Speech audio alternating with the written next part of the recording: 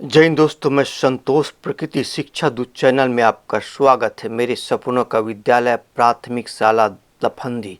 जी हाँ दोस्तों, यहाँ मैं 17/8/2009 को युक्तिकरण के तहत स्थानांतरण से पदांकन हुआ।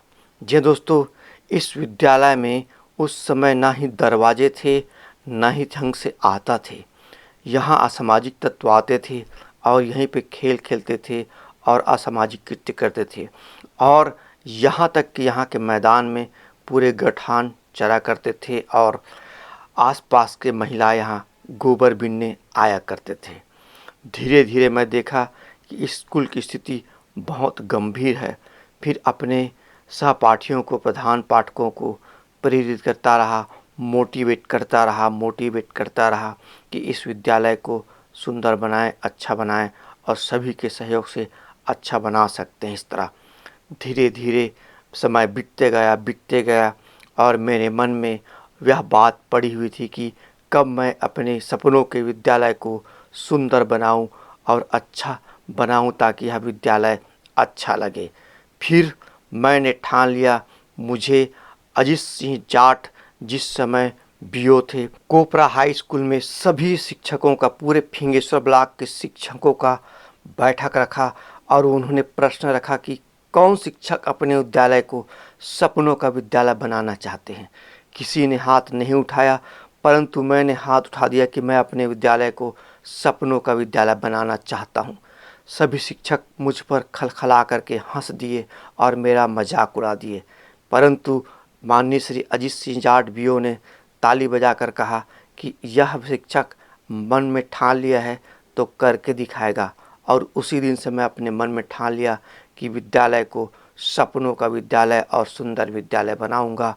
और 1 जुलाई 2016 को मैंने पेड़ लगाना, छोटे छोटे पौधे लगाना शुरू कर दिए। और मेरे इस काम में मेरे छोटे बच्चे, क्लास 1 से क्लास 5 तक के बच्चे सहयोग करने लगे। सुबह 5 बजे जाता था और 2 घंटा वहाँ इस विद्यालय में कार्य करता था बच्चों के साथ। छोटी छोटी क्यारियाँ बनाकर छोटे छोटे पौधे लगाता था और सभी बच्चे मेरे साथ जाते थे और सहयोग करते थे और समय समय में उनको खेल खिलाया करता था और बच्चे बहुत खुश थे। इस तरह धीरे धीरे मेरा विद्यालय, जहाँ पर केवल 3 पेड़ था, एक करण का और 2 नीलगिरी का, 2 नीलगिरी को तो गांव वालों ने नीलाम कर दिया था, केवल एक करण का ही पेड़ बचा था। फिर धीरे धीरे मैंने यहाँ पेड़ पौधा लगाना बच्चों के सहयोग से शुरू कर दिया। लेकिन कुछ लोग मुझ पर भी हंसते थे कि ये कर रहा है, वो एक भी पेड़ नहीं बचेगा क्योंकि यहाँ कुछ बचता नहीं, सब तोड़ ताड़ दिए जाते हैं। इसलिए मैं उनके बातों को सुनता था परंतु अमल नहीं करता था और लगाता गया, पेड़ लगाता गया और धीरे धीरे मेरे सपनों का विद्यालय हरा भरा बनने लगा। इस प्रकार मेरे कार्य को निरीक्षण कर वहाँ के सरपंच माननीय श्री विनोद यदू जी वर्तमान में थे, उन्होंने बहुत प्रेरित हुए और मेरे कार्य को देख करके गांव के खोर गली और सड़क में पेड़ लगाना शुरू कर दिए। आज उनके भी पेड़ बढ़ करके एक एक मिसाल कायम कर चुका है। जी हाँ दोस्तों, करने वाले के लिए हौसला और बुलंद चाहिए, क्योंकि जो ठान लिया सो कर देते हैं और जो बात करते रहते हैं केवल मुंह में करते हैं, उनके कार्य दिखते नहीं हैं। मैं अपने कार्य में लगातार लगे रहता हूँ और जिस कार्य को पकड़ लेता हूँ उसको पूर्ण करता हूँ। आप देख रहे हैं मेरे सपनों का विद्यालय, जहाँ हर व्यवस्था धीरे धीरे संपन्न होता गया, हर व्यवस्था बच्चों के लिए बनता गया। यहाँ नल जल योजना और मैदान हरा भरा और हर मेरे विद्यालय के हर कक्षा, हर दीवार बढ़िया सुंदर लगने लगा।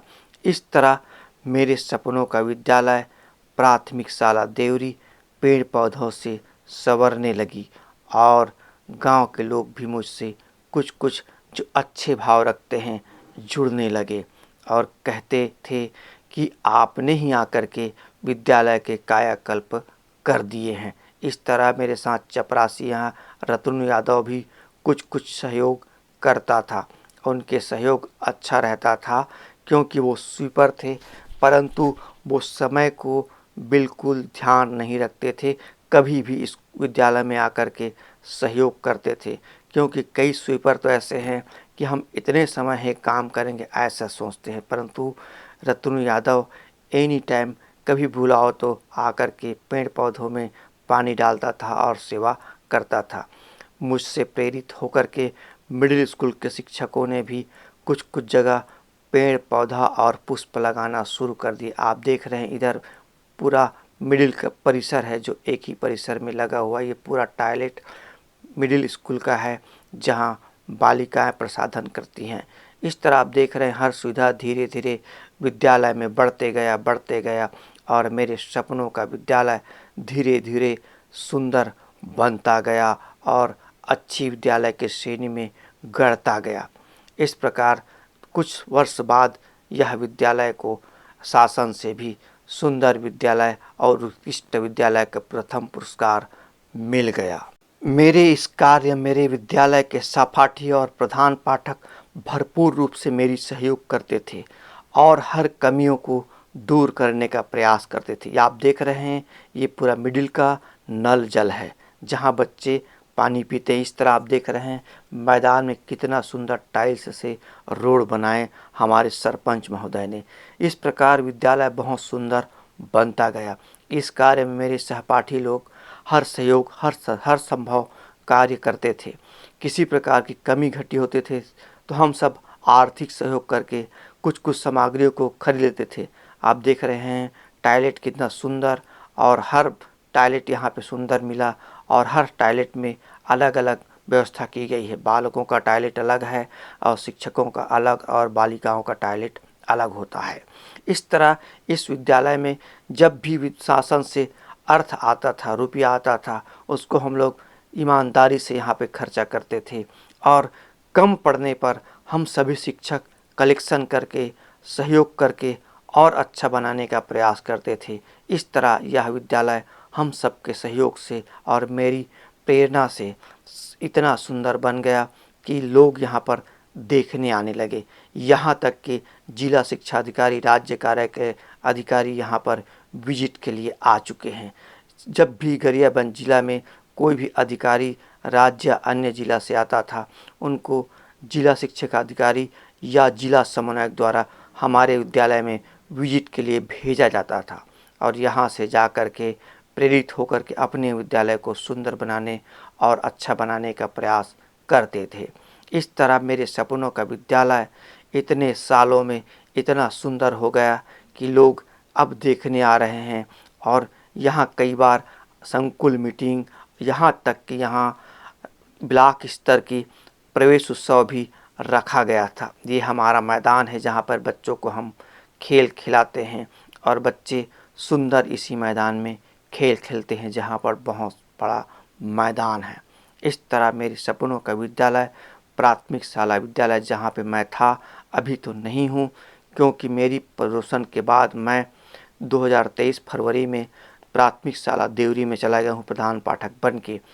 लेकिन मेरी कुछ यादों की पटरी इस विद्यालय में बसी हुई है, इसलिए यह वीडियो बना करके मैं अपलोड कर रहा हूँ क्योंकि मैंने इस विद्यालय में अथक मेहनत किया है।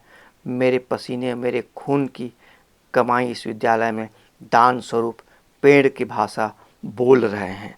जी हाँ, जब भी कोई आएगा तो मैं इस पेड़ के माध्यम से उससे बात करूँगा। इस तरह आप देख रहे हैं मेरे विद्यालय में पानी डाला जाता है, नल जल सबकी व्यवस्था है। यहाँ आकर मैं पानी डालता था और एक एक पेड़ को सहला कर उसके प्यार करके उसको दुलार करके प्यार से बढ़ाया करता था। इस तरह सभी पेड़ पौधे आज बहुत सुंदर। ये आपातकालीन गेट है जहाँ पंचायत से हमारे प्रतिनिधिगण विद्यालय में प्रवेश करते हैं। इस तरह आप मैदान को देख रहे हैं। हर बच्चों के लिए, हर कक्षा के लिए हम लोग ने जल की व्यवस्था अपने पैसे से किए थे। सभी शिक्षकों ने, इस तरह आप देख रहे हैं पानी का टैंकर सब कक्षा में और साफ सफाई का डस्ट